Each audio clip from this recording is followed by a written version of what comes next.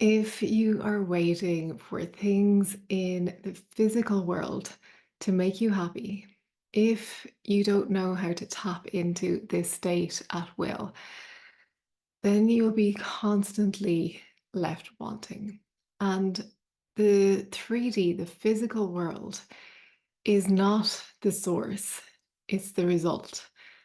And the source of everything, the first cause, is you.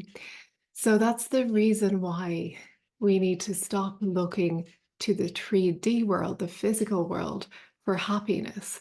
You are the source, and the physical is the result. So you might ask, how are you the source? And the reason you're the source is that your thoughts, your beliefs, your emotions, your overall state of being is the source of what you experience in the physical world. And the way we think is the opposite.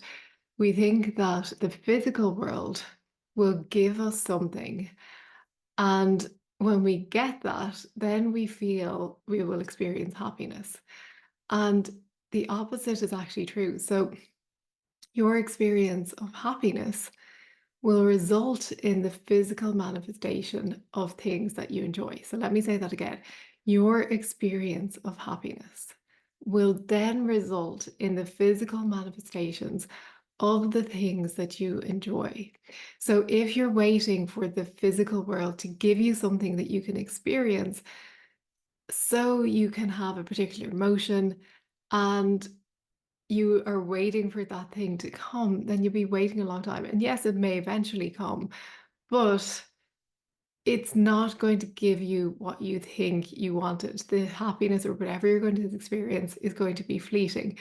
So the better way is to know that you have the power to create everything inside of you right now. You have that power, and the physical world will respond to your inner state. As within, so without. So the inner state, as within, is what will be reflected in the outer world, as within, so without. So if you're waiting for things in the physical world to make you happy, if you don't know how to tap into this state at will, you'll be left wanting, and you'll find that the happiness that you do get from things or from objects or from experiences will be fleeting, and then you'll be wanting more.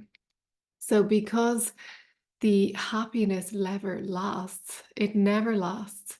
There's always something new, some new shiny object of desire that the ego will be craving.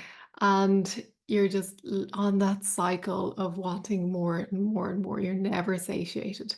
So the inner spirit experience of happiness, the inner state of happiness or peace or whatever it is that you want, or bliss, whatever state you want to be in, you can tap into that at will, and it's not fleeting because it's not dependent on something external for its generation. It's something that's within you. And of course, you're going to be asking, well, how do you tap into this inner state as well? So at first, when you start doing this, you'll need to practice this consistently and consciously until it becomes your predominant state. So then once it is your predominant state, it's no longer a practice, but it's a state of being. So there's no effort involved. So to practice, decide on the emotion that you want to feel. So if it is happiness, then simply ask yourself, what does happiness feel like?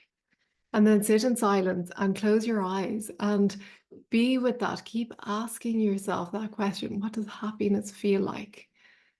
And then watch what happens.